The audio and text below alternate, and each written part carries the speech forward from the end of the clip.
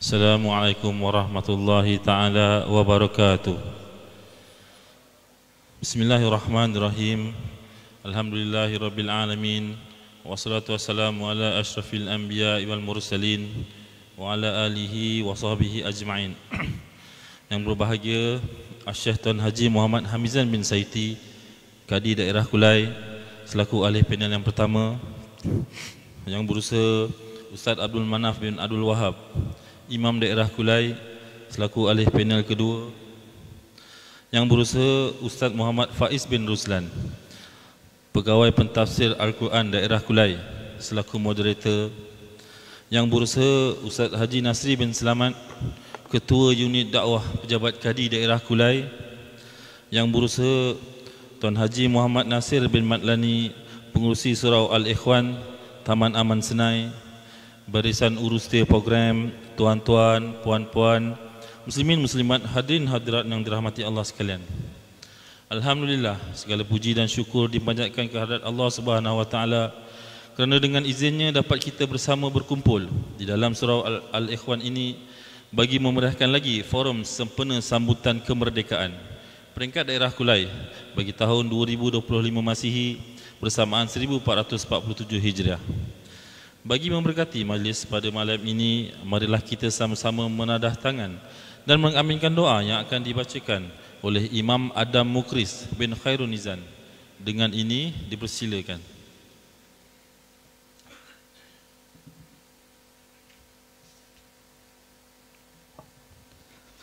Ila haratin Nabi Mustafa Muhammadir Rasulillah sallallahu alaihi wasallam wa alihi wa ashabin kiramil Fatihah. أعوذ بالله من الشيطان الرجيم بسم الله الرحمن الرحيم الحمد لله رب العالمين الرحمن الرحيم مالك يوم الدين إياك نعبد وإياك نستعين اهدنا الصراط المستقيم صراط الذين أنعمت عليهم غير المغضوب عليهم ولا الضالين آمين.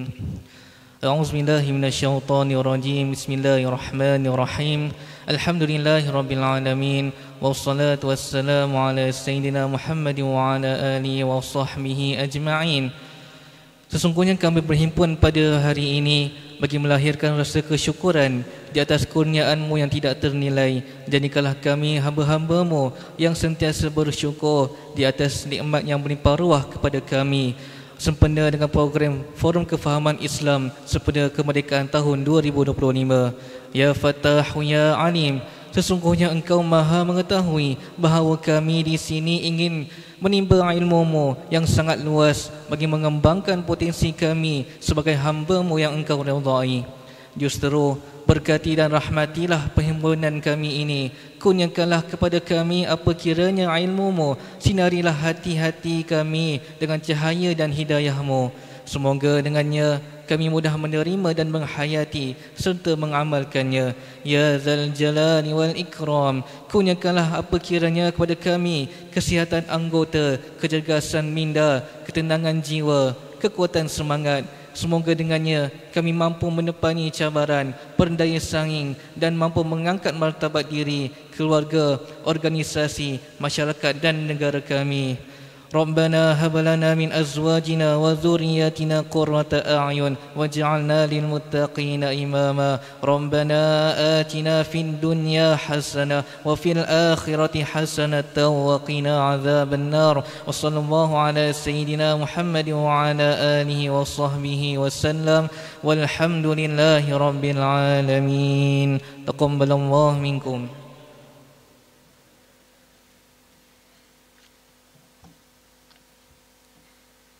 Amin amin ya rabbal alamin. Terima kasih diucapkan atas bacaan doa tersebut. Muslimin muslimat yang dirahmati Allah sekalian, majlis dimulakan dengan ucapan alu-aluan. Dengan ini dijemput Haji Muhammad Nasir bin Madlani, Pengurusi Surau Al-Ikhwan Taman Aman. Dipersilakan.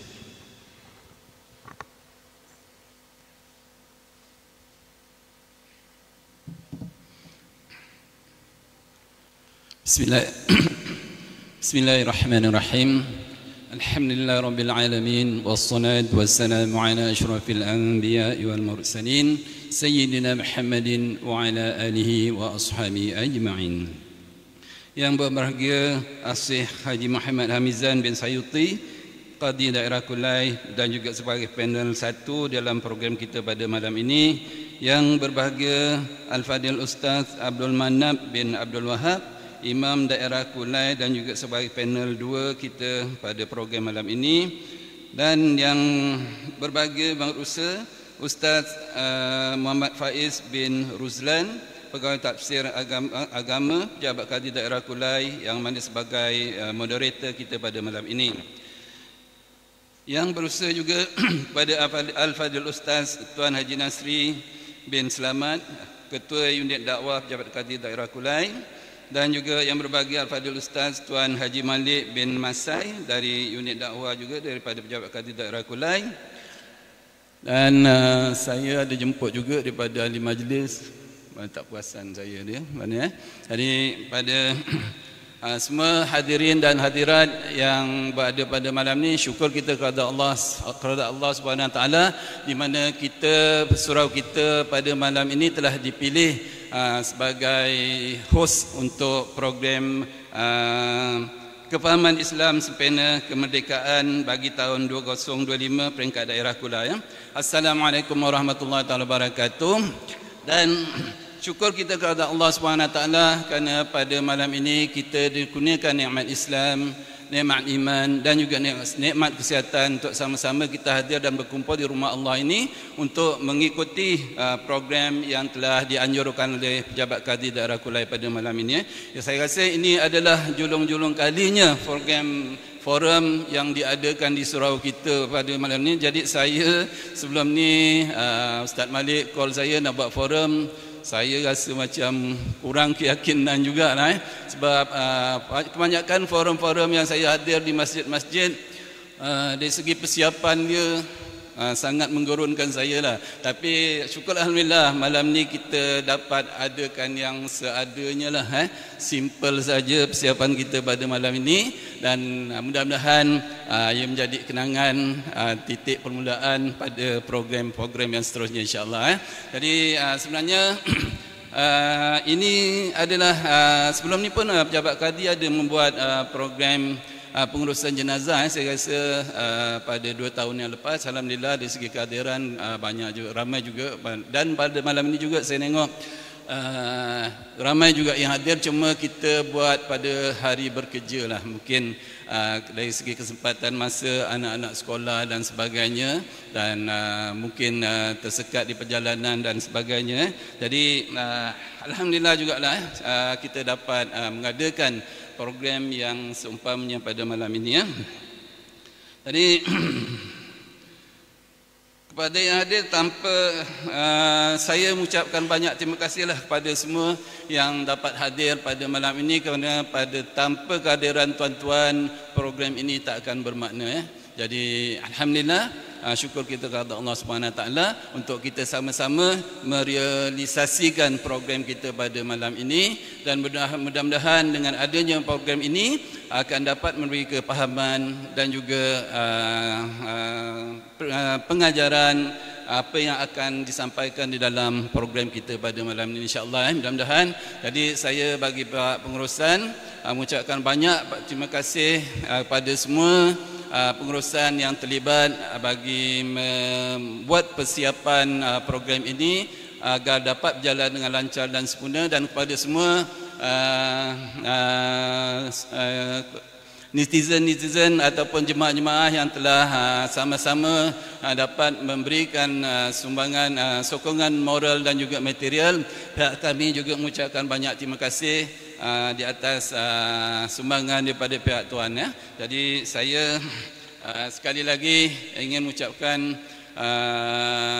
banyak terima kasihlah. Jadi kami di pihak pengurusan memohon ampun dan maaf di atas apa jua bentuk kekurangan sepanjang perjalanan forum ini, kerana yang baik itu datangnya daripada Allah dan yang kurang sempurna itu adalah daripada kelemahan pengurusan pihak kami sendiri. Dan mudah-mudahan majlis ini satu majlis yang dirahmati dan diberkati, dan insya-Allah kita semua mudah-mudahan sentiasa berada di bawah lindungan rahmat dan kasih sayang Allah insya-Allah taala. Jadi saya sekali lagi untuk mungkin di akhir program ini kita ada sesi Q&A ataupun soal jawab Jadi mungkin kita akan buka satu ataupun dua soalan daripada tuan-tuan yang mana sepanjang perjalanan program ini tuan-tuan bolehlah bersedia untuk mengajukan soalan pada panel-panel kita nanti insya-Allah. Soalan-soalan berkaitan saja insya-Allah Jadi bersedia Okey, saya rasa itu saja daripada saya untuk malam ni. Alhamdulillah, mudah-mudahan kita akan dipertemukan lagi dalam suasana yang begini. Mungkin banyak program-program yang akan dianjurkan oleh pihak pejabat Qadi Kulai. InsyaAllah kita bersedia seadanya insyaAllah. Terima kasih Ustaz Nasri yang memilih surau kita, surau Taman-Aman ni untuk mengadakan program pada malam ini. Ada saya sekian, wabillahi taufiq wal hidayah. Assalamualaikum warahmatullahi wabarakatuh. Terima kasih.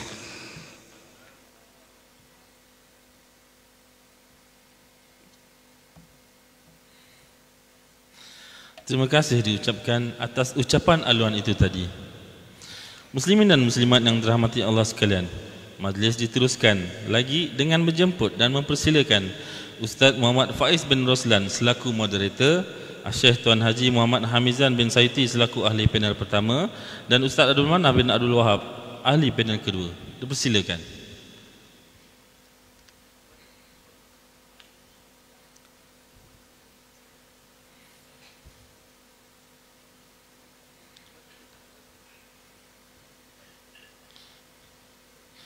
Majlis dengan ini menyerahkan program forum kepada moderator Ustaz Muhammad Faiz bin Roslan. Dipersilakan.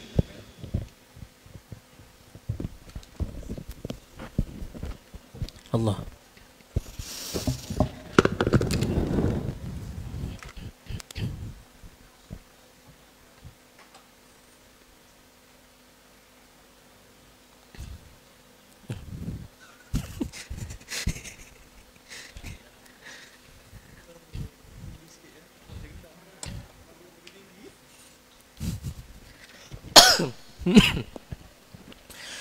A'udzubillahi minasyaitonirrajim. Bismillahirrahmanirrahim. Assalamualaikum warahmatullahi wabarakatuh. Alhamdulillah. Alhamdulillahi rabbil alamin. Wassalatu wassalamu ala asyrafil anbiya'i wal mursalin Sayyidina wa maulana Muhammadin wa ala alihi wa sahbihi ajma'in. Allahumma salli ala Sayyidina Muhammad wa ala alihi wa sahbihi wa sallim. Subhanaka la ilma lana illa ma 'allamtana innaka antal alimul hakim. Wa la haula wa la quwwata illa billahil aliyyil azim. Amma ba'. Yang berbahagia Syekh Tuan Haji Muhammad Hamizan bin Sayuti, Kadi Daerah Kulai. Yang berusaha Ustaz Abdul Manaf bin Abdul Wahab, Imam Daerah Kulai. Yang berusaha Ustaz Haji Nasri bin Selamat, Ketua Unit Dakwah Pejabat Kadi Daerah Kulai. Yang berusaha Tuan Haji Muhammad Nasir bin Matlani, Pengerusi Surau Al-Ikhwan Taman Aman Senai. Barisan urus setiap program, tuan-tuan, puan-puan, muslimin, muslimat, hadirin, hadirat yang dimuliakan, yang dirahmati oleh Allah Subhanahu wa taala. Alhamdulillah. Kita bersyukur pada Allah Subhanahu wa taala kerana pada malam ini dapat sama-sama kita berkumpul, berhimpun di dalam satu majlis yang mulia. Dalam majlis ilmu yang diberi gelaran sebagai taman-taman syurga. Kata Nabi SAW, hadis Hasan riwayat Imam Tirmizi. Kata baginda Nabi SAW, "Idza marartum biriyadil jannah farta'u." Kata Nabi SAW, jika kamu berjalan dan melewati taman-taman syurga, maka singgahlah di dalamnya. Maka tanya sahabat pada Rasulullah, "Wa mariyadul jannah ya Rasulullah, apakah itu taman-taman syurga?" Maka jawab Nabi, "Hilaku dzikri," iaitu majlis memperingati, di dalamnya itu ada memperingati Allah dan Rasulnya sallallahu alaihi wasallam. Alhamdulillah, kita syukur pada Allah kerana pada malam ini Allah gerakkan hati kita, Allah gerakkan tubuh badan kita untuk berada di dalam majlis ilmu bagi mendapatkan 1001 anugerah daripada Allah Subhanahu Wa Taala. Mudah-mudahan Allah Subhanahu Wa Taala sentiasa merahmati kita dunia dan akhirat, insya-Allah. Tuan-tuan puan-puan yang dimuliakan Allah, jadi pada malam ni kita akan mengadakan satu forum, namanya apa tuan-tuan? Forum Kefahaman Islam sempena bulan kemerdekaan. Kalau ikutkan bulan kemerdekaan dah lepas dah. Ni dah masuk bulan Rabiul Akhir kan. Tapi tak apa tuan-tuan.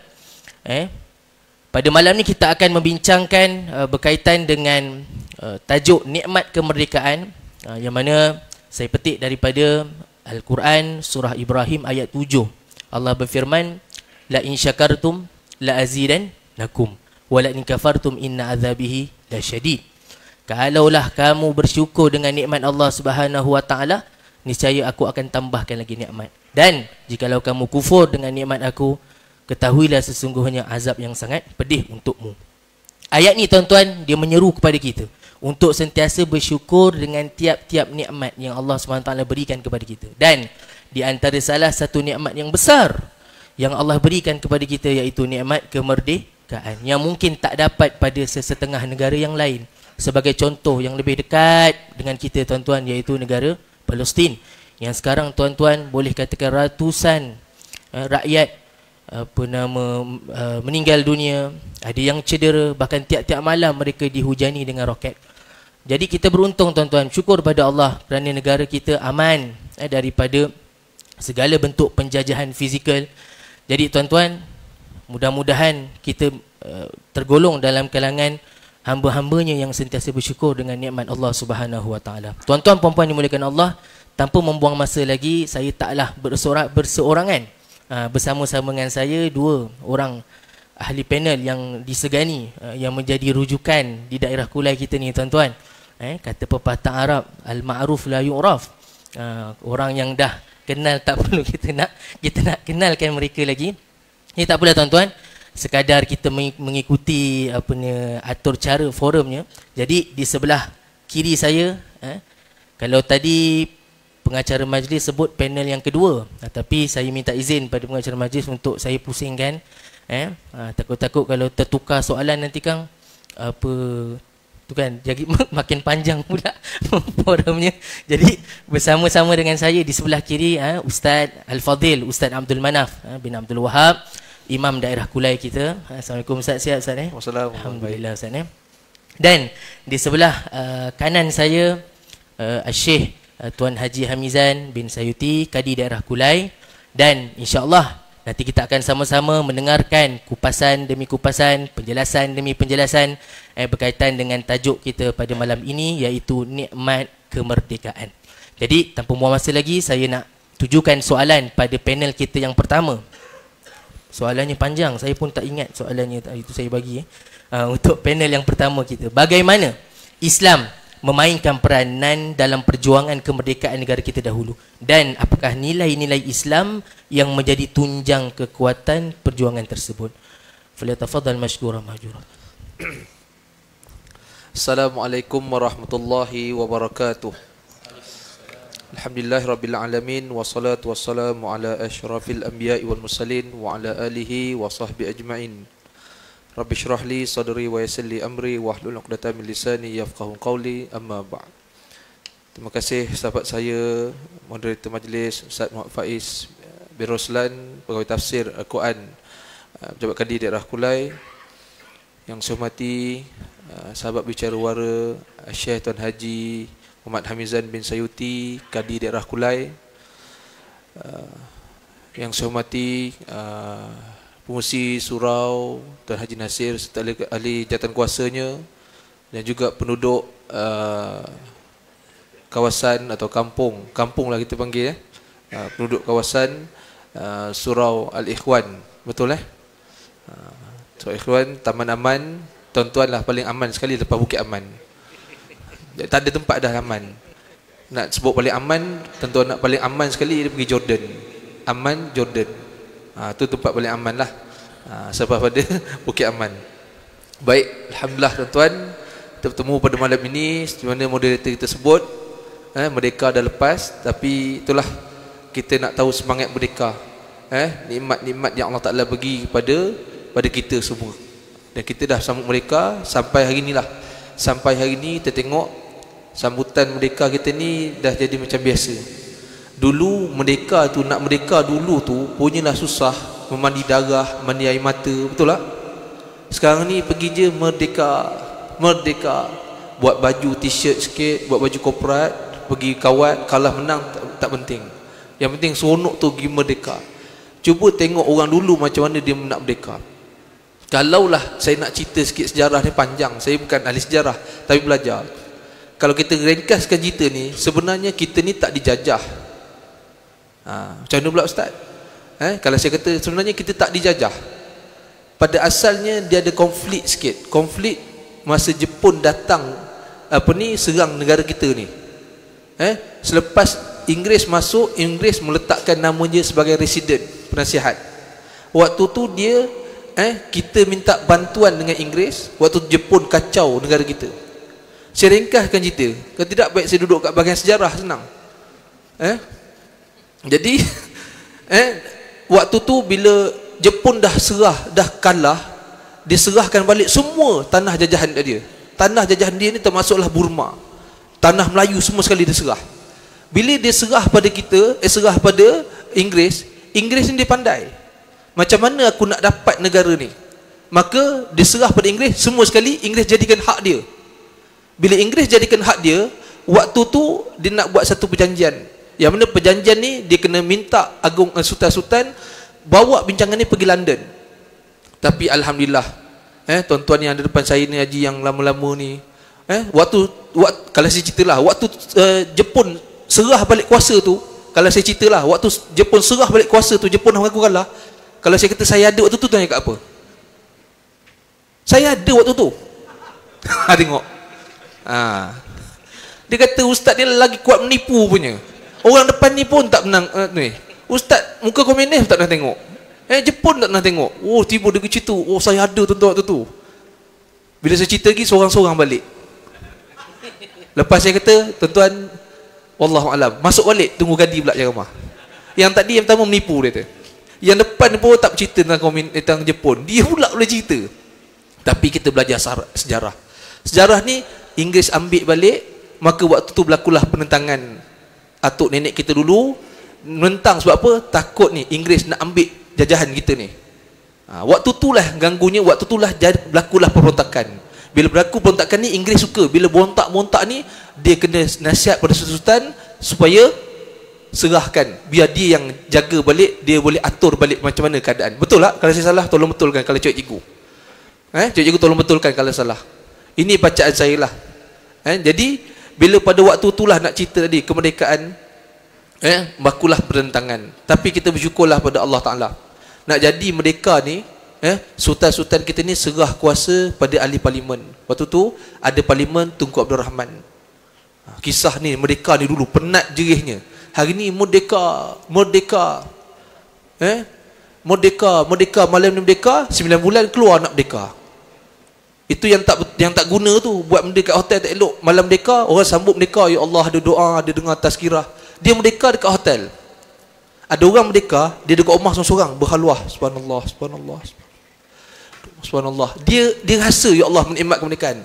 Ada orang pergi ke hotel, dia 2 orang berhaluah, haluah juga, subhanallah. Tak tahu buat apa. Sangka baik, mungkin dia betul kitab tajwid atau belajar fiqah, kita tak tahu. Paling kuat sekali belajar tasawuf. Takkan belajar fiqah tak pakai baju? Kan kau ajar namanya. Maka puan OSI tu tangkap dapat. Kena cek nanti mak-mak, ibu-ibu, ayah-ayah ni. Anak-anak ni ada orang datang nikah anak saya, buka IC tengok, kena tak dengan tarikh ni? Sudah. Lain macam ni, lahir dulu sebelum kahwin, pelik juga. Contoh. Maka di sini disebutkan, kalau tarikh sebab kemerdekaan, pertama kita ni dah tak baca sejarah. Inggeris dia beri kita merdeka. Rupanya dah lama lepas merdeka, tanah kita lebih 200,000 ekar dia pegang lagi. Hasil besi semua dia ambil, bawa ke Inggeris, bawa. Rupanya tak merdeka lagi. Kebijaksanaan Tun Mahathir waktu tu bersama 4 orang, down rate berlaku waktu 4 pagi. Ada kata selepas subuh, betul, selepas subuh, dalam masa tempoh 4 jam, tanah Guthrie milik Inggeris terus masuk jadi tanah Malaysia. Maka waktu tu bebas kita daripada harta-harta kita dikembalikan kepada Malaysia. Betul tuan-tuan? Baliklah macam ni. Tuan-tuan baca tak sejarah ni? Sirah download ni? Bukan sirah, sejarah ni. Maka kita dah merdeka 1967, dah Allah merdeka. Waktu tu kita lupa ada lagi tak merdeka. Tanah Guthrie tu hak milik Inggeris. Dalam diam dia ambil sikit demi sikit dia bawa. Waktu tu terbuka Tun Mahathir. Bukan cerita politik, nak cerita sejarah. Waktu tu saya sebelah Tun Mahathir, lagi tipu. Tun Mahathir buat perancangan ambil balik tanah kita tu. Inggeris pergi merdeka, tapi tanah kita tak merdeka. Ambil, dapat balik 200 ribu ekar, dapat balik pada kita. Baik tuan-tuan, kesimpulannya boleh Ustaz? Senang je kesimpulan.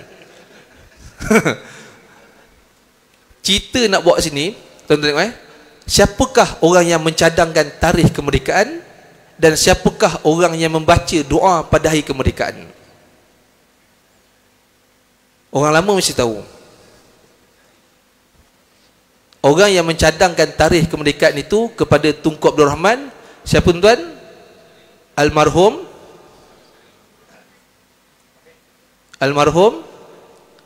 Tuan Guru Syekh Haji Abdullah Fahim. Dia bukan cadang 31 Ogos, dia cadang pada asal 5 Safar 1377. Kenapa? Ada sebab cerita waktu Safar tu, bulan Safar. Dia kaitkan dengan sejarah Islam. Pada asal dia cadangkan 31 Ogos 1962. Dicadangkan tarikh tu. Tetapi ulama waktu tu, ni saya nak kaitkan bukan sekadar merdeka gitu, tapi yang pertama kita nak kaitkan nikmat merdeka ni, yang pertama ilmu. Kenapa? Syekh Abdullah Fahim dia bukan saja-saja nak letak tarikh 31 Ogos, tak. Dia letakkan tarikh tu ada kena mengena dengan bilangan hari dan buruj. Dia pakar falak. Bukan Tuan Rahman tanya, Syekh, macam mana Syekh? Syekh gitu pula dia tanya pada orang alim. Tuan Guru macam mana? Letak je lah berapa bila. Letaklah 31 Ogos. Boleh, jom. Kita, merdeka. Dia ada kiraan dia. Saya ringkaskan, saya buat nota. Ada kiraan dia. Bukan senang-senang kiraan tu. Dia ada kisah tentang buruj. Tentang buruj, simbol. Simbol pada asalnya. Nak letak tarikh tu. Dia ada kiraan 31 Ogos, Ogos 98, 1957, dia ada kiraan dia. Saya tak nak cerita panjang-panjang. Maka waktu bila dia tengok buruj? Waktu malam 30 Ogos 1957, dia tengok buruj di atas langit. 30 malam, bukan malam 31 Ogos, 30 malam dia tengok.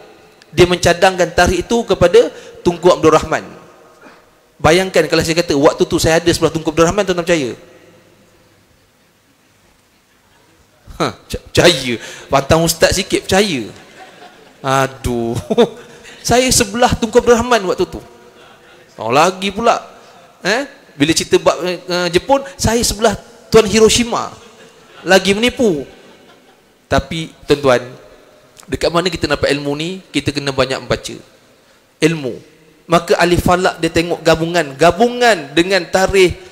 Pada asal dulu, cuba tanya tuan-tuan orang lama kita, asal dulu tulisan apa? Jawi.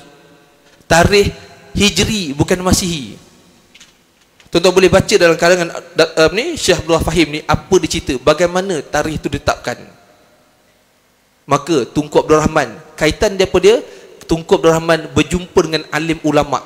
Nak dapat kemerdekaan yang sejahtera, tak boleh buat sendiri-sendiri, kena jumpa orang alim.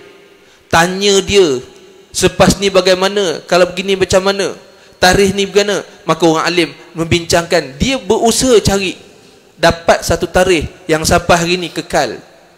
Tapi tarikh yang kita sambut setiap tahun tak sama macam 31 Ogos 1957 dan tak sama dengan perjuangan sebelum 31 Ogos 1957. Tak sama. Maka kita hargailah pengorbanan alim ulama dahulu, orang-orang lama dahulu. Bagaimana mereka nak cari satu tarikh, nak mencadangkan sehingga hari itu. Siapakah orang yang baca doa yang pertama pada hari kemerdekaan tu?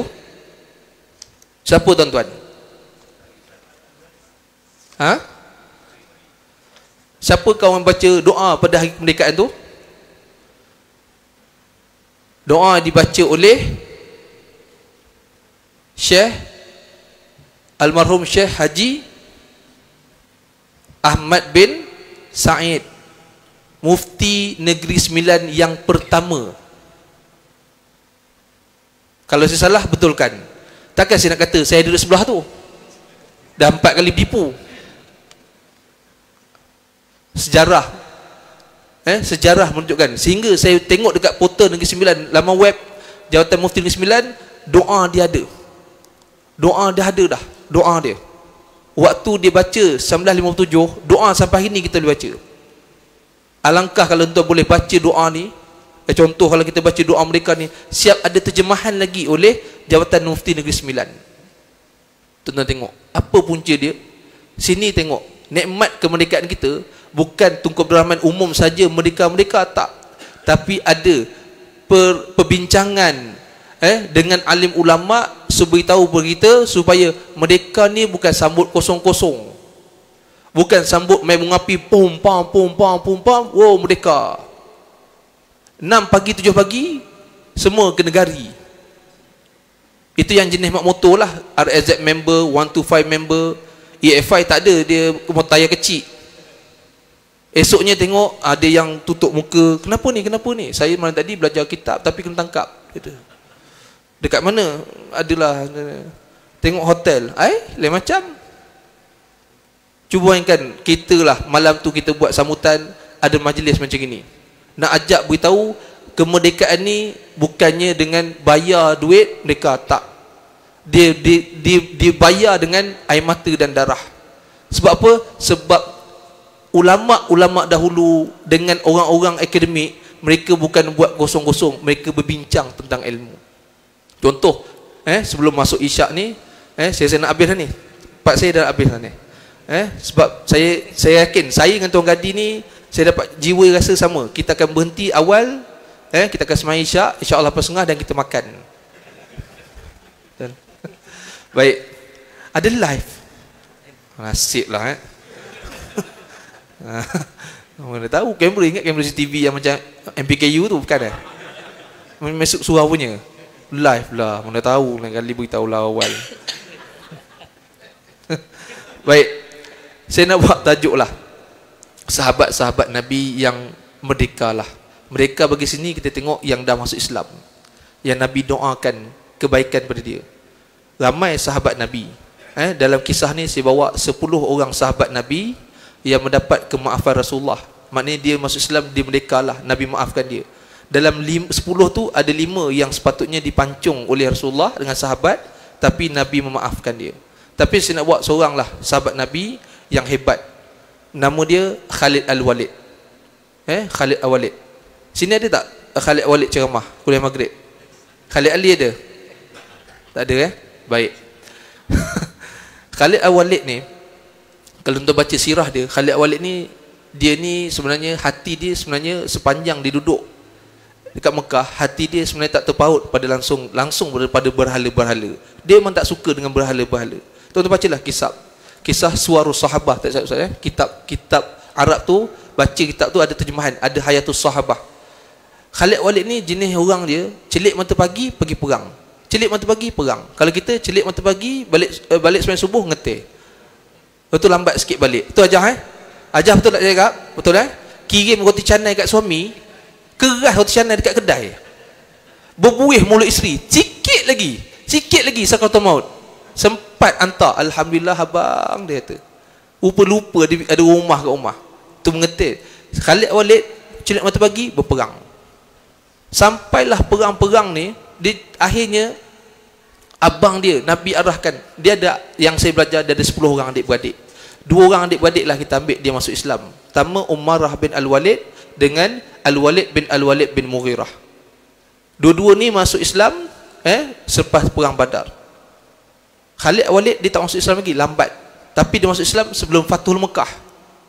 Waktu dia ajak kawan-kawan, waktu nak masuk Islam ni, abang dia hantar surat pada dia. Nak masuk Islam ni, nak beritahu, Nabi nak beritahu ni. Ni antara kita tengok bagaimana kecerdikan Khalid Walid dan berilmunya Khalid Walid memikirkan siapakah Rasulullah ni. Sehinggalah dalam perang Hunain ke perang Hunain tak saya, dia melihat bagaimana Rasulullah semayang dalam keadaan khauf. Solatul khauf. Tahu tak solat khauf? Solat khauf. Solat khauf, solat dalam perang. Tapi kalau kat surau ni solat khauf, kalau dia semayang 2 orang, aminnya 2 orang tapi satu masjid amin. Itu solat memang penakut betul. Dia lari terus, lipa-lipa tinggal. Solat khauf, dia tengok Nabi sujud, Nabi rokok, Nabi mu'iktidal, Nabi sujud. Lepas waktu zuhur azan, semayang. Khalid Walid tengok pada atas. Dia tengok bagaimana kawan-kawan Muhammad ni boleh mempercayai Muhammad. Muhammad bercakap, mereka dengar. Agama apakah yang Muhammad bawa? Allah Ta'ala nak jentik hati. Sebab tu tuan-tuan baca kisah Khalid Walid. Kisah Khalid Walid ni, dia ni sepatutnya mati dalam perang Badar. Tapi Allah Ta'ala tak izinkan. Kenapa Allah Ta'ala tak izinkan? Sebab waktu Khalid Walid ni hampir dipancung, ditetak oleh pedang malaikat Jibril AS. Allah Ta'ala tak izinkan. Maka Jibril tidak menetak kepala Khalid Walid, dibebaskan. Siapa cerita pada saya? Kat mana saya ambil? Takkanlah saya ambil dalam majalah mangga. Mesti dalam kitab sirah.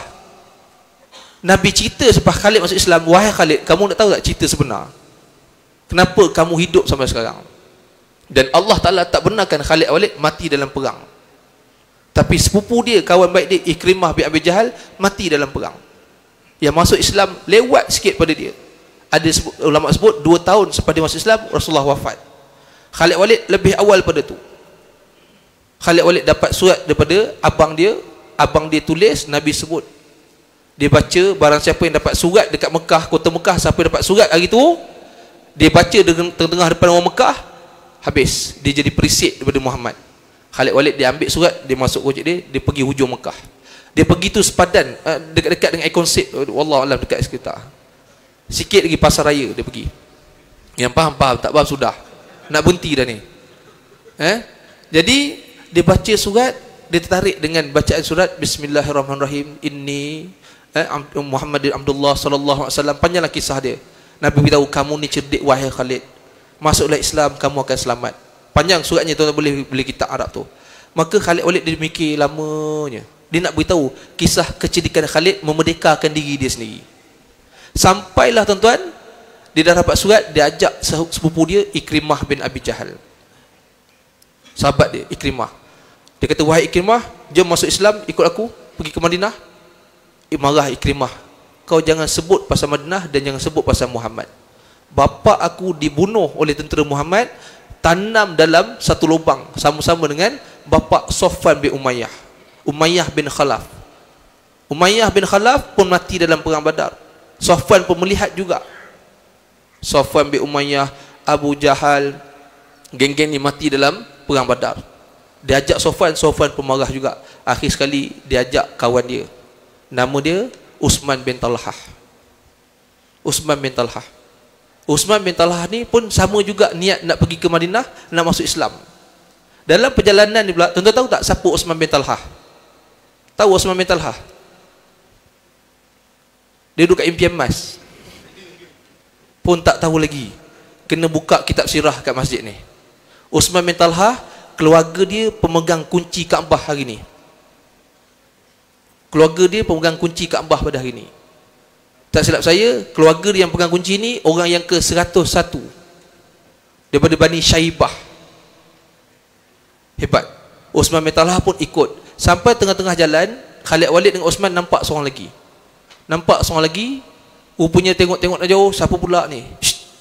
Ji, Haji. Macam gitulah Jom, Recemo. Begitulah.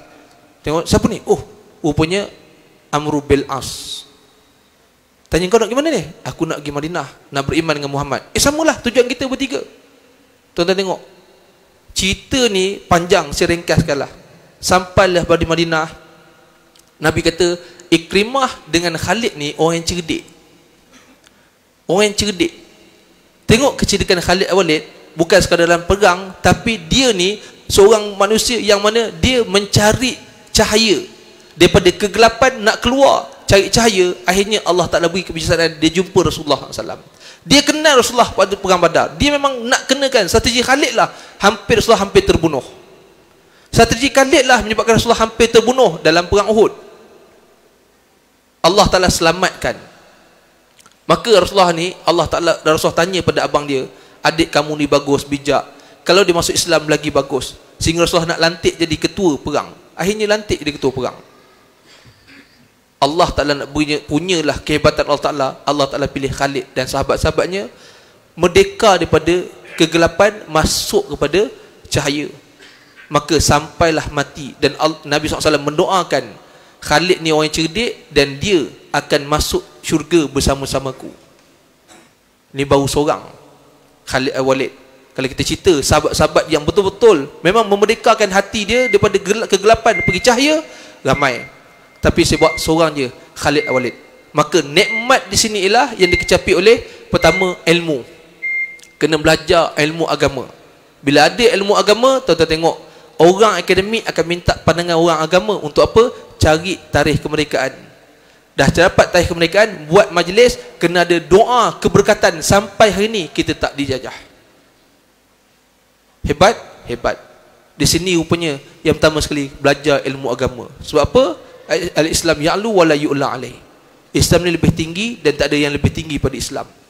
Maka kita orang Islam sepatutnya merasa dan menikmati, mengecapi nikmat kemerdekaan ni tanpa orang kata apa, tanpa menuduh siapa-siapa. Kita lah itu biasa je, biasa. Cuba awak zaman awak pergi jadi Tok Bahman, boleh?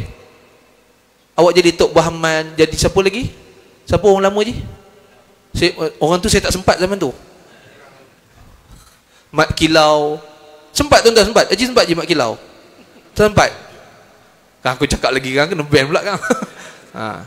Tak sempat. Tapi bagaimana pengorbanan mereka? Pengorbanan mereka bukan dipandang silat, tapi tengok malam mereka beramal dengan Allah Ta'ala. Pedang terbang, tak payah cakap lah. Masa tu kan, saya kata saya ada kan, pelik pula kan. Macam mana amalan mereka, ilmu agama mereka diterapkan sampai hari ini, memperjuangkan kerana Allah, bukan kerana bangsa semata-mata. Tuan-tuan mumpai rahmati Allah Ta'ala sekalian, saya rasa cukup sekali itu saja dapat sampaikan untuk saya punya point. Roundnya round sekali je, tak ada round, dan jangan ada persoalan. InsyaAllah kita utamakan makan, InsyaAllah. Tuan-tuan, terima kasih. Assalamualaikum warahmatullahi wabarakatuh. Waalaikumsalam warahmatullahi wabarakatuh. Tuan-tuan puan-puan dimuliakan Allah, insya-Allah kita bagi laluan azan isyak dulu, insya-Allah.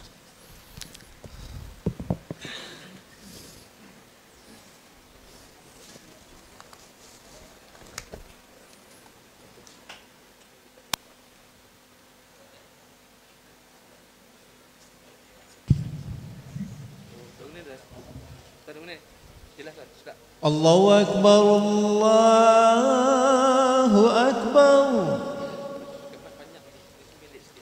Allahu Akbar, Allahu Akbar.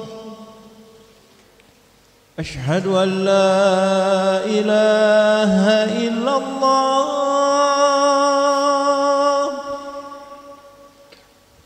ashhadu an la ilaha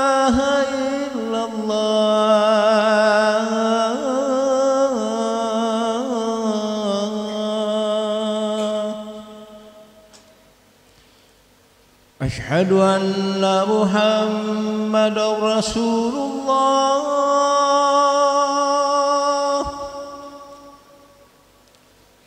أشهد أن محمدا رسول الله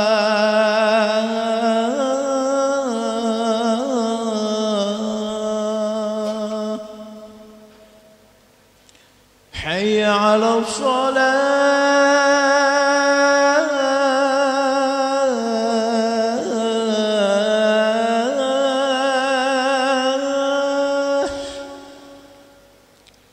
حي على الصلاة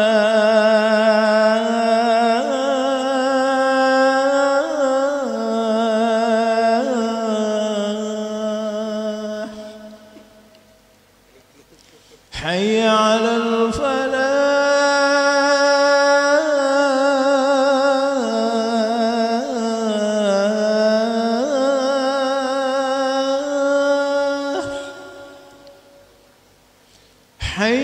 على الفلاح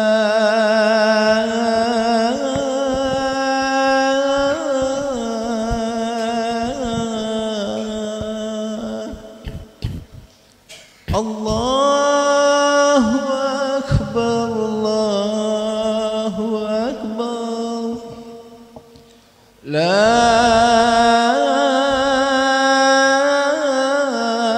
إله إلا الله لا إله إلا الله محمد رسول الله صلى الله عليه وسلم اللهم رب هذه الدعوة آتي سيدنا محمد الوسيلة.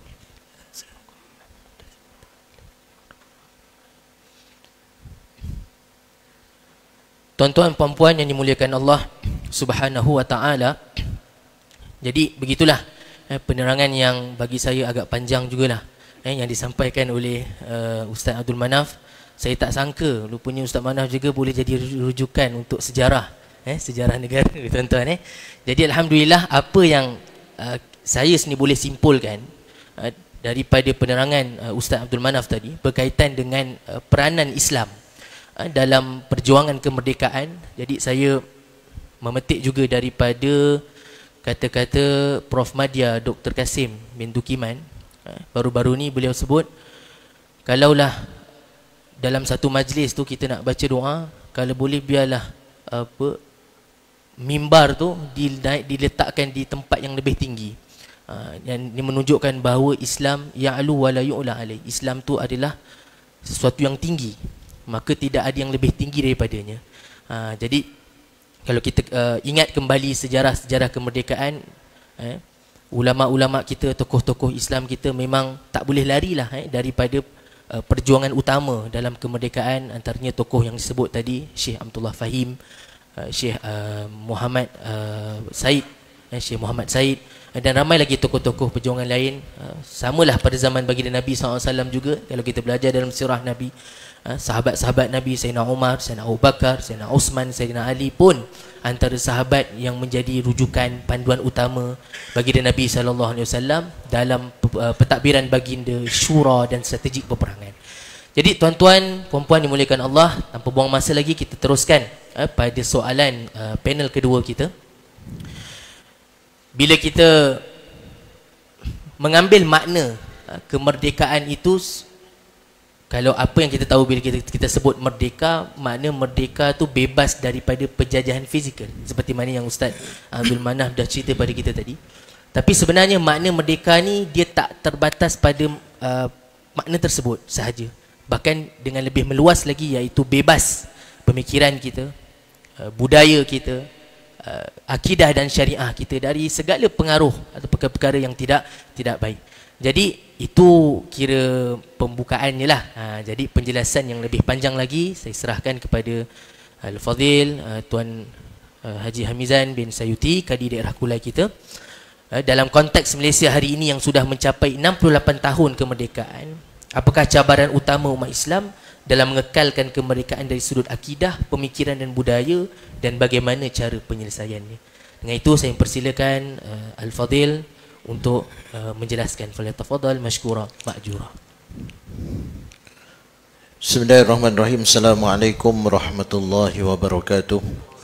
Alhamdulillah, wassalatu wassalamu ala Rasulillah wa ala alihi wa sahbihi wa man wala. Terima kasih bagi Ustaz Muhammad Faiz selaku moderator kita pada malam ini. Tak dilupakan pada yang bahagia Tuan Haji Nasir bin Maklani selaku pengurusi Surau Al-Ikhwan, Taman Aman, bahagia pakar sejarah negara kita Tuan Haji Abdul Manaf bin Abdul Wahab. Memang saya kagumlah dengan cerita yang telah dipamerkan tadi. Kepada sebagai Ustaz Nasri bin Selamat selaku pegawai dakwah kita yang barulah, yang baru berhijrah ke daerah Kulai. Walaupun memang gambar dia dekat televisyen saya dah nampak tadi. Masuk juga dengan rakan-rakan yang lain daripada pejabat kadi daerah Kulai serta barisan ahli jawatankuasa, tuan-tuan, ibu-ibu yang dirahmati Allah serta anak-anak yang dikasihi sekalian. Jadi bila mengenang kemerdekaan negara pada tahun 1957, 31 Ogos. Cuba kita bayangkanlah di mana Tunku Abdul Rahman pergi ke England. Mungkin suasananya ketika itu mungkin dalam keadaan sejuk. Maka suasana itu macam malam ni lah. Rasa rasa sejuk. Macam kita kat England. Ketika mana kita mengharapkan kemerdekaan negara kita yang kita cintai pada waktu itulah. Saya pun rasanya macam tak ada. Tuan-tuan, tapi ini bukan cerita bohong. Pada 31 Ogos 1957, ketika itu bapa saya memang berbaris di Stadium Merdeka sebagai askar Melayu lah waktu itu.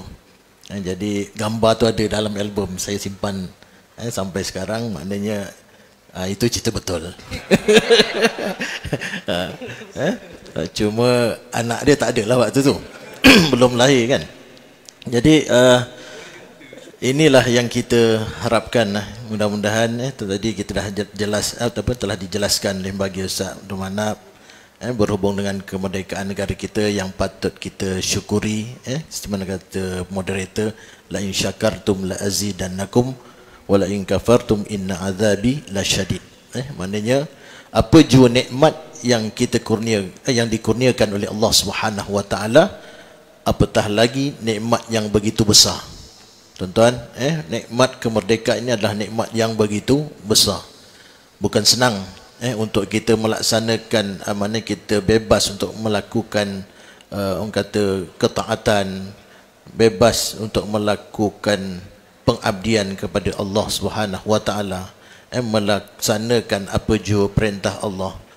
Kalaulah agaknya kita dijajah seperti mana sejarah-sejarah yang berlaku sebelum-sebelum ini, ataupun di waktu zaman datuk nenek moyang kita yang memperjuangkan kemerdekaan, bagaimana mereka melalui situasi-situasi getir dengan ancaman-ancaman penjajah dan juga musuh-musuh yang cuba untuk maknanya menawan dan juga menakluki negara kita.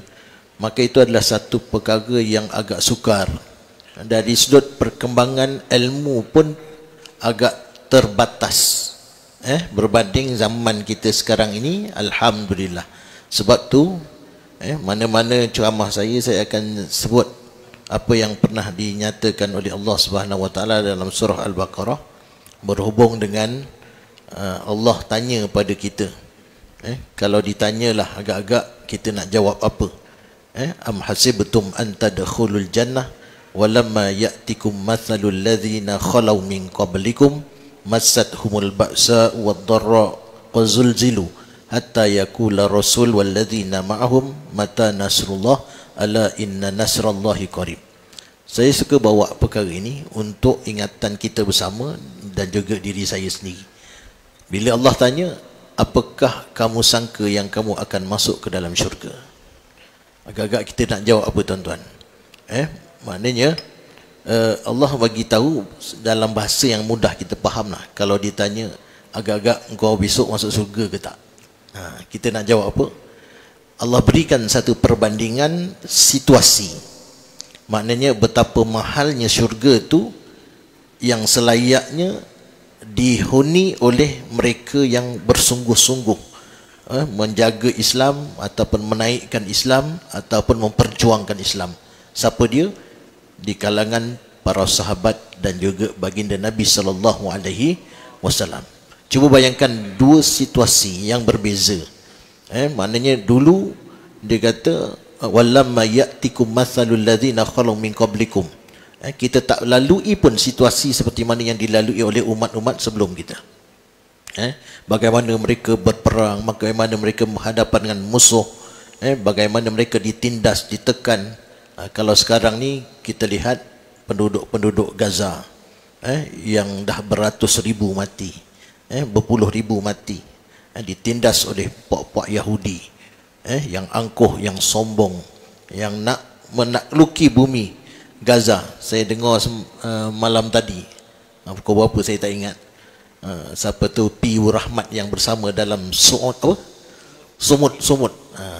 Yang dia katakan bahawa Yahudi dia dapat takluki, kalau kata 5 pecahan 1/5, maknanya yang dia dah dapat sekarang ni 3/5.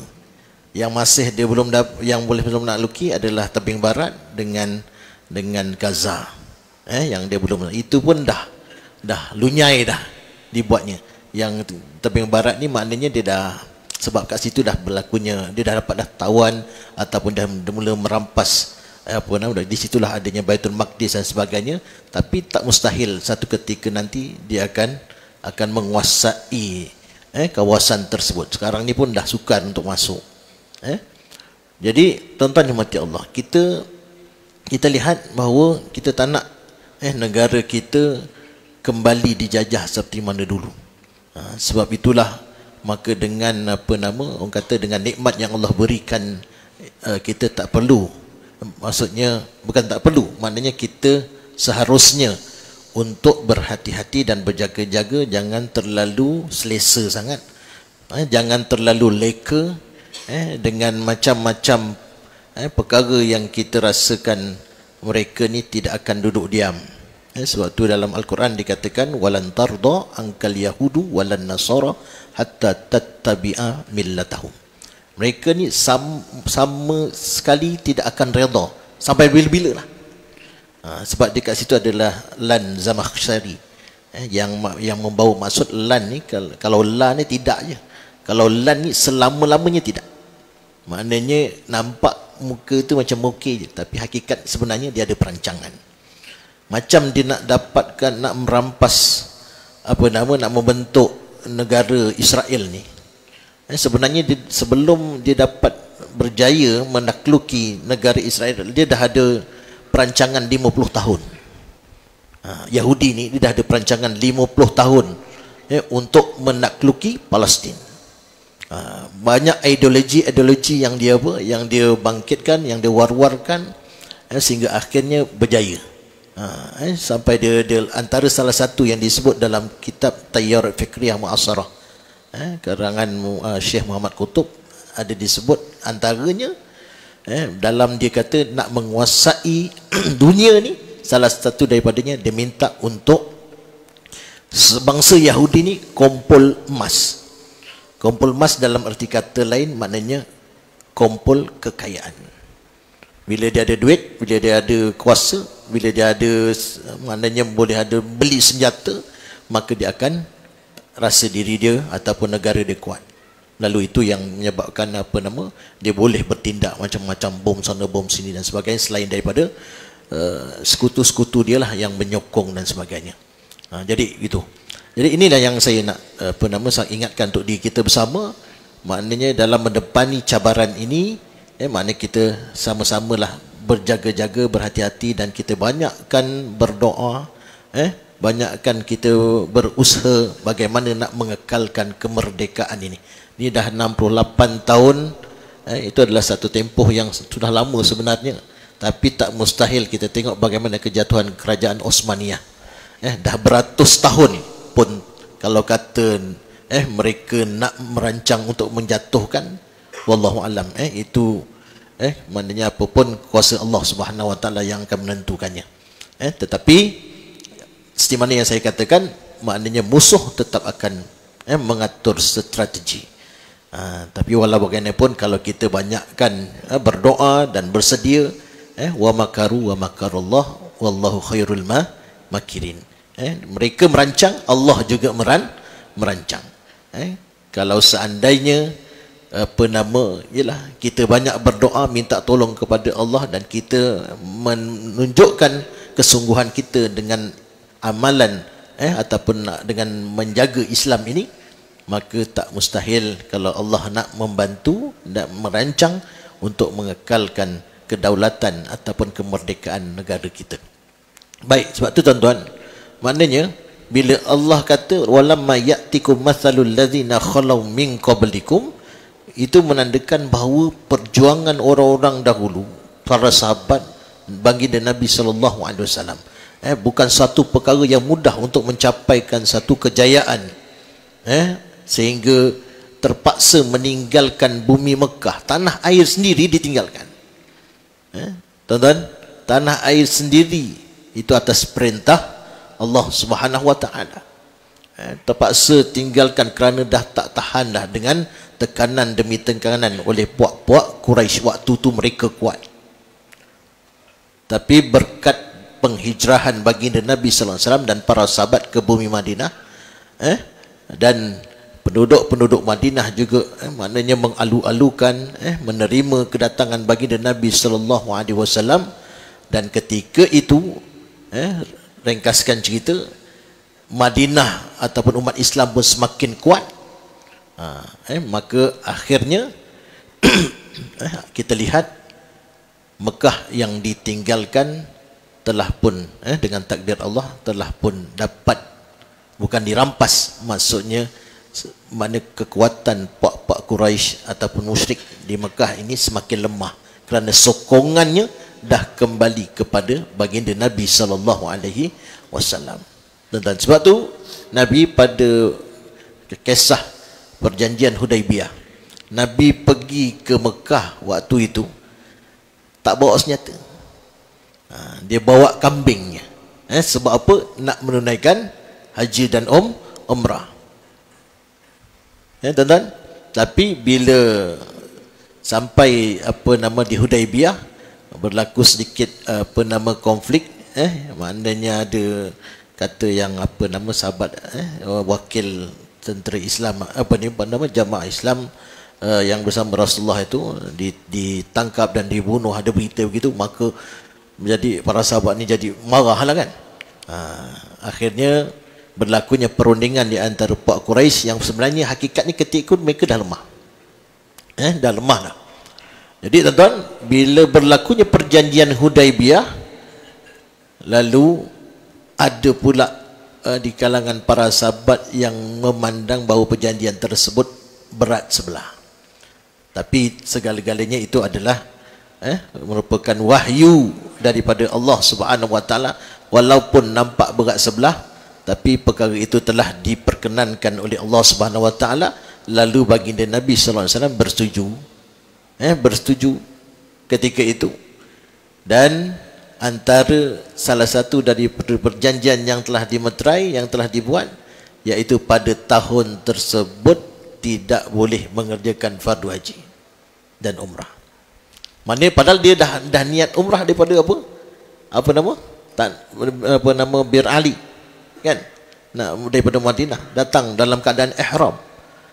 Bila Rasulullah buat keputusan tidak akan teruskan menghabiskan ibadah umrah dan haji, lalu Rasulullah kata kita kena sembelih kambing ataupun disebut sebagai dam ihsar, untuk bertahalul, untuk melepaskan diri daripada ihram. Waktu itu nak gambarkan bahawa ketika itu Islam dah semakin kuat. Maka bila keadaan ini berlaku, perjanjian ini berlaku, dan pekafir Quraisy ataupun musuh-musuh Islam yang berada di Mekah ni, akhirnya seperti mana yang disebutkan oleh bagi Ustaz Abdul Manaf tadi, bahawasanya Islam dapat menakluki semula bumi Mekah yang disebut sebagai Fathu Mekah, pembukaan Mekah. Bermula daripada dijajah ataupun diancam, diugut, atau sehingga Nabi sallallahu alaihi wasallam diserang ke rumahnya. Tapi atas pertolongan Allah Subhanahu wa taala, akhirnya Nabi dapat meloloskan diri bersama Sayyidina Abu Bakar berhijrah ke bumi Madinah. Baik. Jadi ini yang situasi yang kalau kita nak ceritakan, memang begitu perit apa yang telah dilalui oleh pejuang-pejuang kemerdekaan dahulu. Kalau nak dinilai dari sudut apa yang mereka lakukan ini, memang layaklah untuk dia memperolehi syurga Allah Subhanahu wa taala.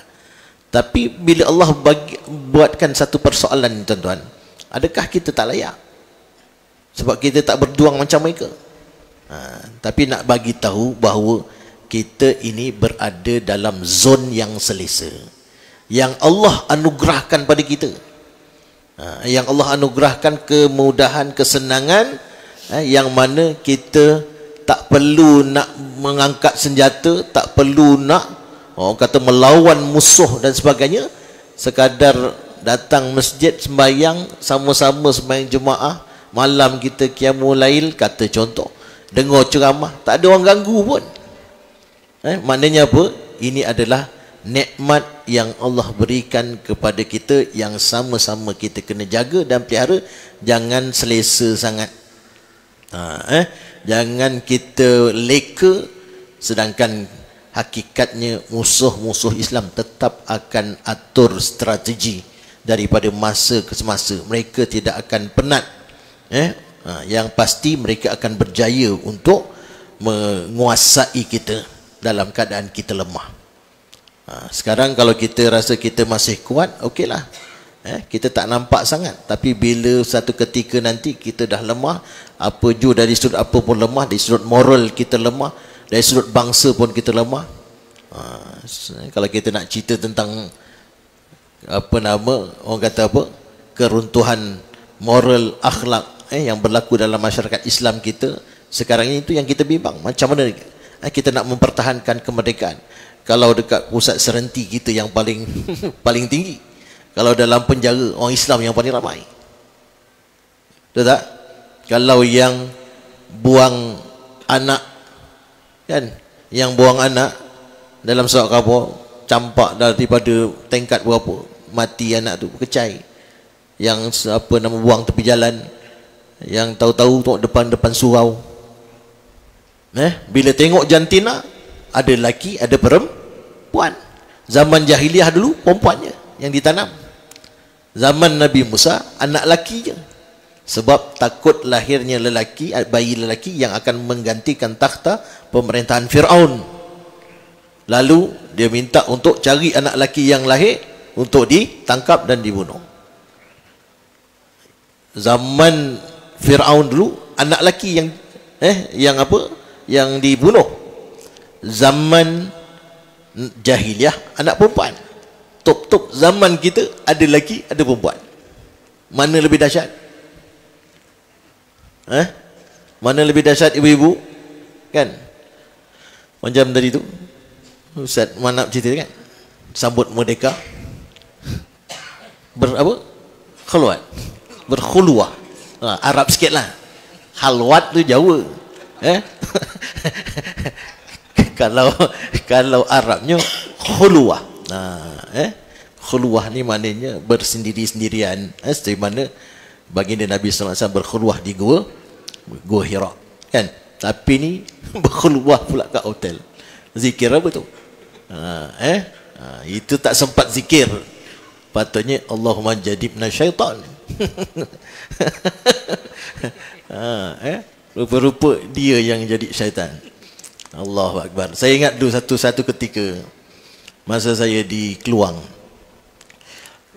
pengak kuasa kita dapat panggilan telefon, hampir-hampir dah lebih kurang dalam setengah jam nak sembahyang Jumaat. Tuan-tuan, ini nak ceritalah. Jadi pergi sekejap, lari sebelum Pak Imam Pak Bilal azan, top dapat tangkap seorang pasangan, dua pasangan lah. Satu pasangan yang masih muda, yang dua-dua menghuni, masih lagi belajar di sebuah college lah. Dan bila ditangkap hari Jumaat, nak balik kampung, singgah Keluang dulu, check in hotel. Na'udzubillah, bila dipanggil mak bapaknya kata apa? Ni bapa lah yang lebih banyak cakap ketika itu, bapak dia. Bapak dia bukan calang-calang orang yang memang Allah mungkin uji lah.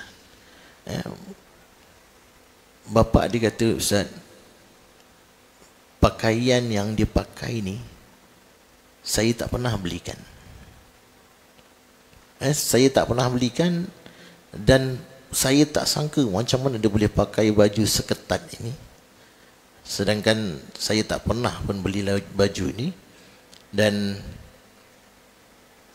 ketika ditangkap, anak dia sebenarnya adalah duduk dalam masih belajar lagi dalam bidang agama.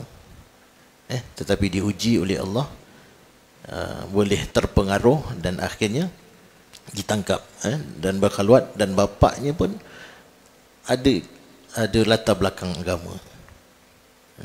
Yang ketika itu terduduk dia, sampaikan anak dia nak salam pun bapaknya masih tu belum nak terima lagi untuk salam. Sebab dia terkejut. Dia kata, kat rumah tak pernah kau pakai baju macam ni, tapi dekat luar, bukan maksud dia pakai di luar, tapi maksudnya bila di dalam tu lah, bila ditangkap tu. Jadi nak menunjukkan bahawa maknanya keruntuhan yang berlaku, yang kita kadang-kadang tak perasan, terlepas pandang, ataupun kita tidak menegur di kalangan anak-anak kita ataupun anak-anak muda kita, yang akhirnya kita lihat mereka lari daripada landasan yang sebenar, sehingga mencetuskan remaja perempuan yang mana boleh kita katakan tu dia panggil, kalau penagih tu penagih tegar, ini pengandung tegar. Maknanya apa? Ngandungnya balik Muar, salin kat Muar, patah balik ke KL, balik kampung lagi, ngandung lagi. Sampai begitu dia duduk bincangan saya, kata apa program kita nak buat, Ustaz? Maknanya kalau ikut senarai itu, kalau dulu saya ingat sampaikan ada dari ada senarai yang dihantar daripada Jabatan Pendaftaran Negara. Biasanya setiap bulan kadang-kadang dia akan hantar mana-mana kelahiran anak luar nikah, kadang-kadang tak kurang daripada 10 sebulan. Jadi kalau kita fikirkan, kalau semakin lama semakin perkara tersebut berlaku dan terus berlaku, tuan-tuan, yang kita bimbang datangnya kemurkaan Allah Subhanahu wa taala. Wal iyazubillah. Sebab tu kita harapkan mudah-mudahan dengan nikmat kemerdekaan yang kita ada ni, di mana yang sebenarnya tak masuk tajuk begini. Maknanya dari sudut apa yang sepatutnya, selain daripada penjajahan fizikal tu mungkin dah tak ada dah sekarang ni. Tak perlu kita nak ditekan, diperang, mengangkat senjata dan sebagainya. Tapi sekarang ni bagaimana dengan penjajahan dari sudut orang kata apa, akidah, dari sudut moral, dari sudut orang kata budaya. Ini yang kadang-kadang kita semakin hari semakin tengok, khususnya bila berlakunya macam-macam perubahan dari sudut teknologi sekarang ni. Maknanya macam-macam perkara boleh anak-anak kita akses di internet dan sebagainya. Kalau tanpa ada kita bendung ataupun kita kawal, kita bimbang perkara-perkara ini akan membawa kepada keruntuhan moral yang lebih dahsyat lah.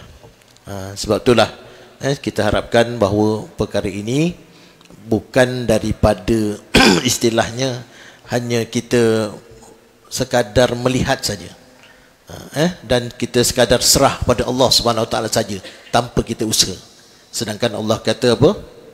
Innallaha la yughayyiru ma biqaumin hatta yughayyiru ma bi anfusihim. Kan?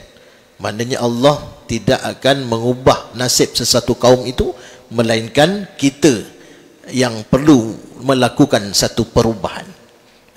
Yang perlu kita kena jaga, susun strategi, bagaimana kita nak kawal, macam mana kita nak didik, nak menjaga masyarakat kita supaya tak hanyut daripada perkara-perkara yang tak sepatutnya.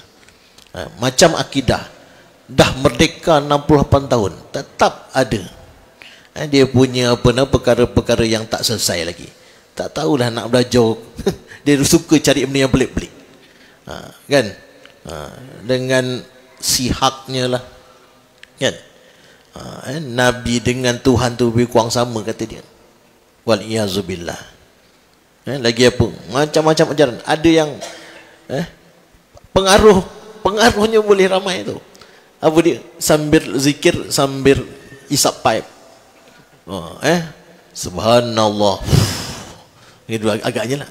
Subhanallah walhamdulillah. Bakau pipe. Oh, seronok. Sambil zikir, sambil hayal. Itu datangnya hai. Kan? Nah, tapi dia tak buat terang-terang, buat senyap-senyap datang. Yang mengadu siapa? Yang mengadu anak dia. Ustaz, tolonglah tangkap ni mak ni bapak saya sini pergi rumah sekian. Tapi bila kita pergi, dia macam ziarah je, istilah dia ziarah kawan-kawan. Bila kita masuk tak ada apa-apa lah. Macam dia pergi rumah ziarah rumah kawan, masa apa sedang mara kan. Itu pun ada pengikut dia yang memang jelas tak betul. Rasul Melayu pun ramai pengikut dia. Makcik pula tu. Rasul ni boleh ajak kita masuk syurga. Gitu kan, yang ada gambar dekat video dulu saya ingat. Boleh percaya Rasul ni Melayu ni kerja zoo tu. Mana dia boleh compare, dia kata zaman dulu Nabi gembala kambing je. Yang Rasul ni rimau ada, gajah ada, badak sumbu ada. lagi hebat. Itu pun dia percaya. Aduh, pening kepala kan. Dah merdeka kita ni dah berpuluh tahun, tetap masih ada lagi. Dulu pernah saya ingat, pernah zaman saya di Muar dulu, tangkap nenek kebayan dekat Gunung Ledang, rambut perang. Betul? Ni betul. Saya ada tu. Saya ada tu. Masa ditangkap tu saya ada. Dia bawa pergi pejabat. Nenek kebayan tu. Bukan nenek kebayan, Puteri Gunung Ledang. Puteri Gunung Ledang. Tuan-tuan tak pernah tengok Puteri Gunung Ledang kan? Yang tengok zaman apa Piramli tu. Itu kalau dia punya lagu dia. Kesuma.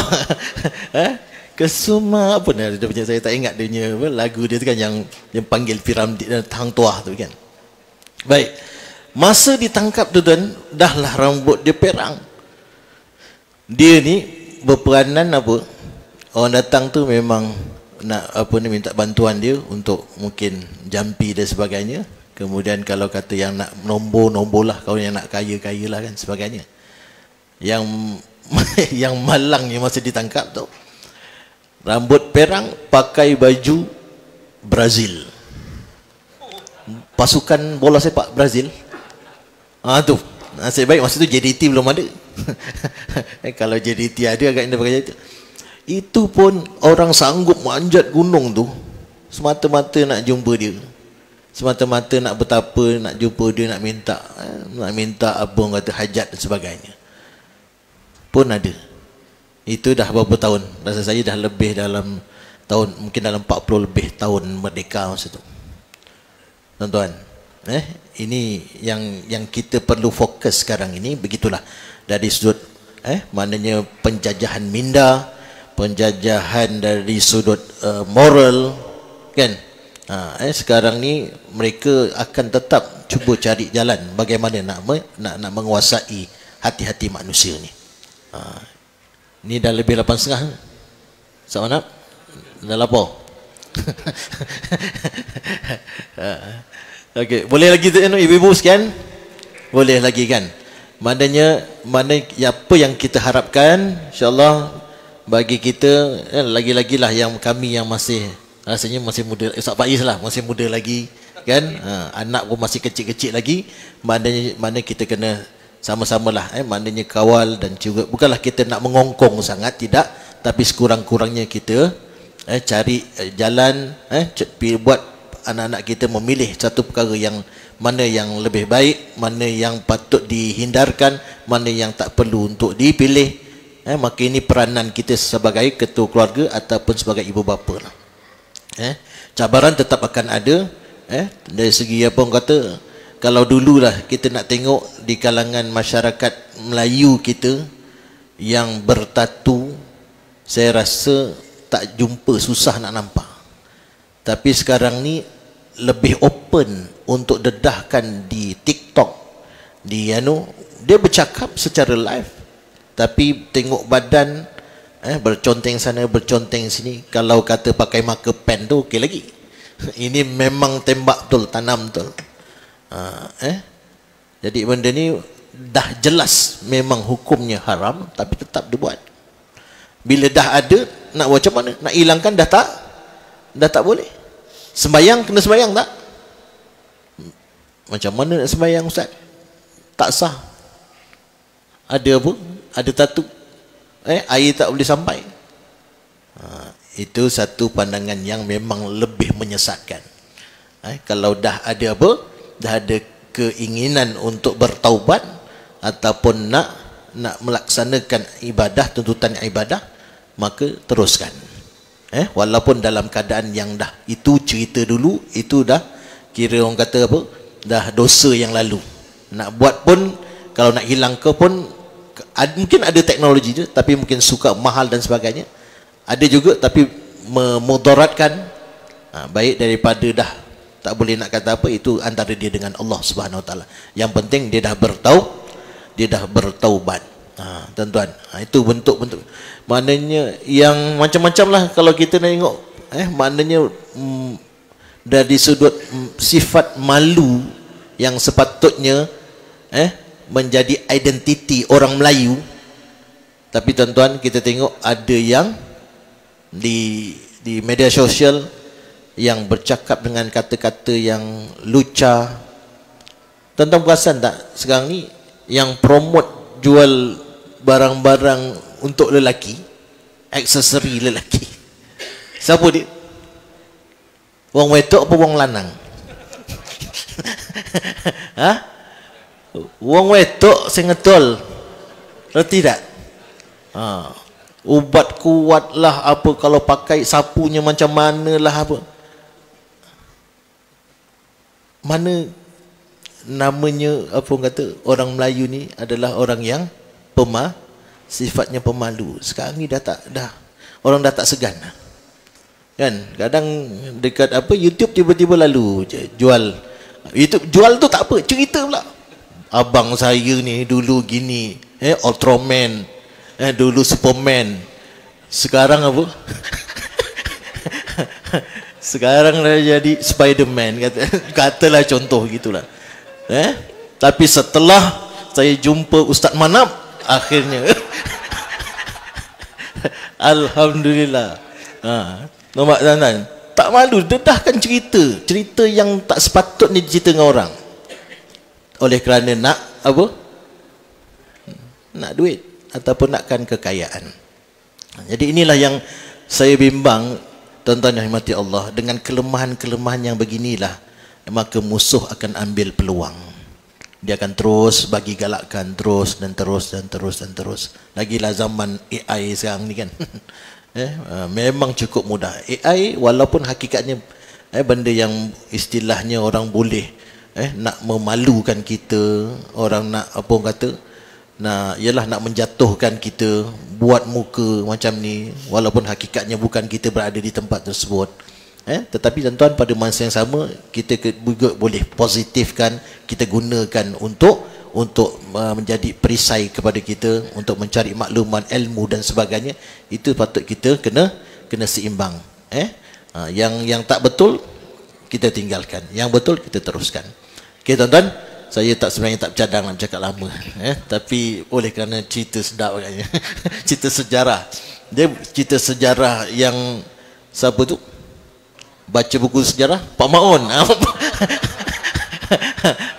Pak Maun tu Al-Kisah. Itu Haji Satar. Ni apa? Al-Kisah. Kancil. Kancil menghadap ke bawah duli yang Maha Mulia Sultan Firaun tu lain. Itu sejarah lain. Ini sejarah Pak Maun ni, buka. Itu pengaruh tu. Bahaya tu kalau diteruskan, negara akan dijajah. Sejarah Lebanon. Allahu Akbar. Jadi tuan-tuan, ibu-ibu sekalian, jadi insya-Allah lah kita sama-sama untuk jaga generasi kita, jaga anak-anak kita, jaga masyarakat kita, jaga negara kita yang kita cintai, jaga negeri kita yang kita sayangi. Kalau dengan program-program yang baik seumpama ini, dan juga program-program semarak subuh tu teruskan, teruskan, budayakan. Kalau tak nak tunggu orang datang ke surau kita, mungkin sebulan sekali ataupun 2 bulan sekali kan.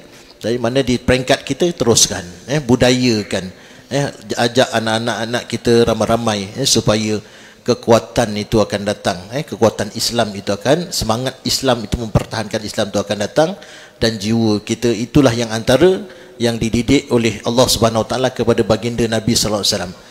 Tuan-tuan, sebagai penutup, kita tengok bagaimana waktu Nabi terima wahyu, terima wahyu.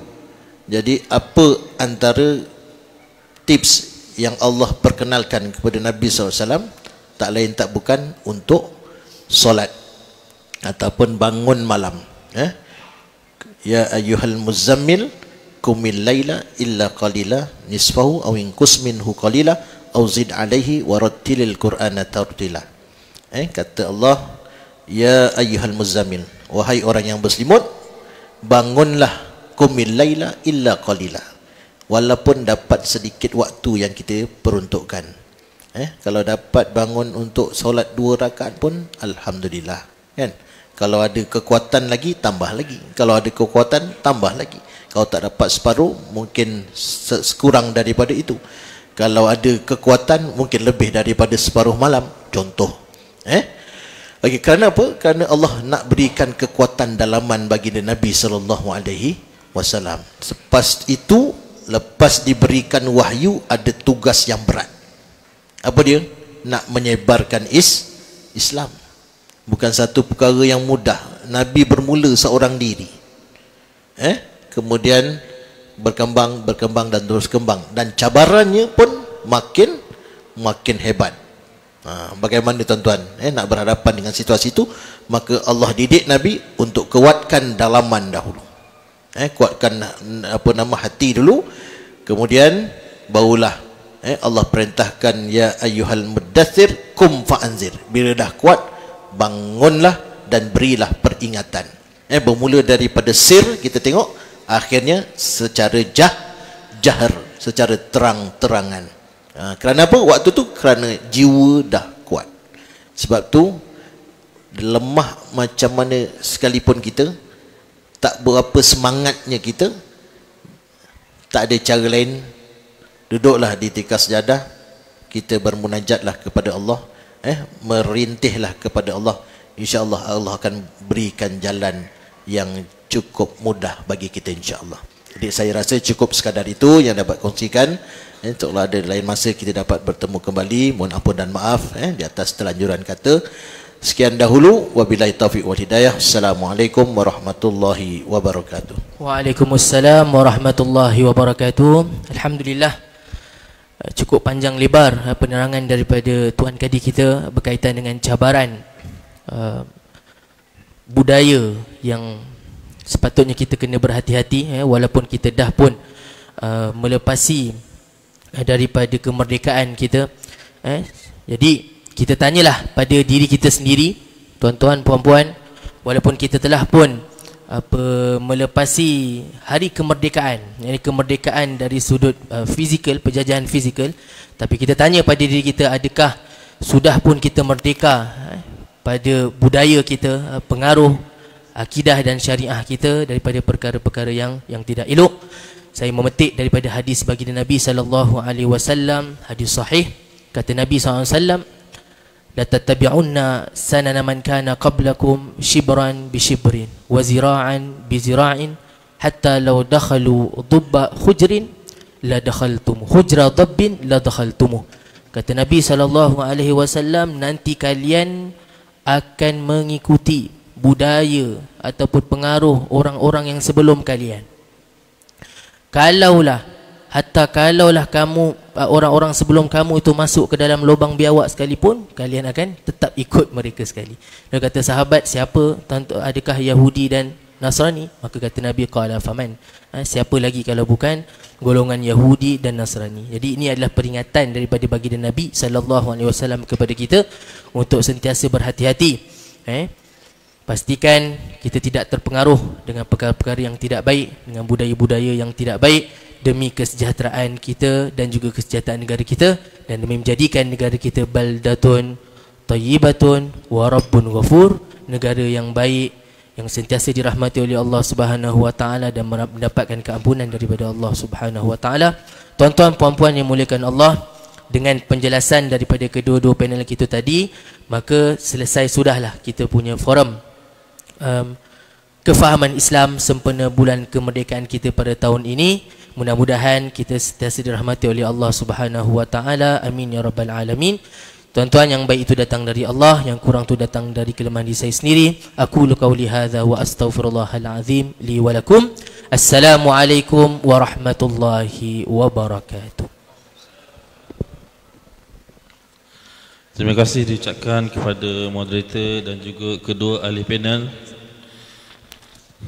Muslimin muslimat yang dirahmati Allah sekalian, majlis diteruskan lagi dengan penyampaian cenderahati dan sijil penghargaan. Dengan ini dijemput sekali lagi Syekh Tuan Haji Muhammad Hamizan bin Sayuti selaku Kadi Daerah Kulai dan diiringi oleh Ustaz Haji Nasri bin Selamat untuk menyempurnakan penyampaian cenderahati.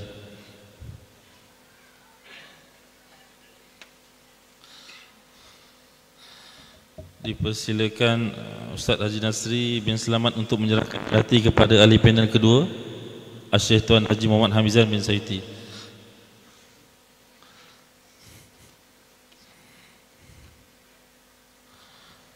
Seterusnya dipersilakan Ustaz Abdul Manaf bin Abdul Wahab selaku ahli panel pertama.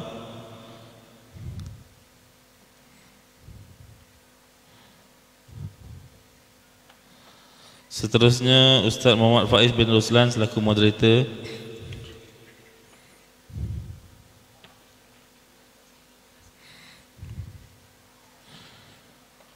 Seterusnya dijemput pengurusi surau Al-Ikhwan Haji Muhammad Nasir bin Madani untuk menerima sijil penghargaan atas kerjasama penganjuran Forum Kefahaman Islam sempena kemerdekaan peringkat daerah Kulai bagi tahun 2025.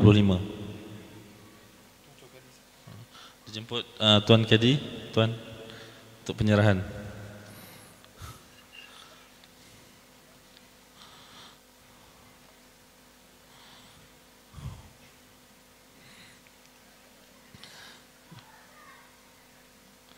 Diucapkan terima kasih kepada Syekh Tuan Haji Muhammad Hamizan bin Sayuti dan Ustaz Haji Nasri bin Selamat atas penyampaian itu tadi. Dengan berakhirnya penyampaian itu tadi, maka berakhirlah Forum Kefahaman Islam sempena kemerdekaan peringkat daerah Kulai bagi tahun 2025. Pihak majlis mengucapkan jutaan terima kasih kepada semua yang terlibat dalam menjayakan majlis pada malam ini. Saya akhiri, wabillahi taufiq wa hidayah. Assalamualaikum warahmatullahi taala wabarakatuh. Kimusalah.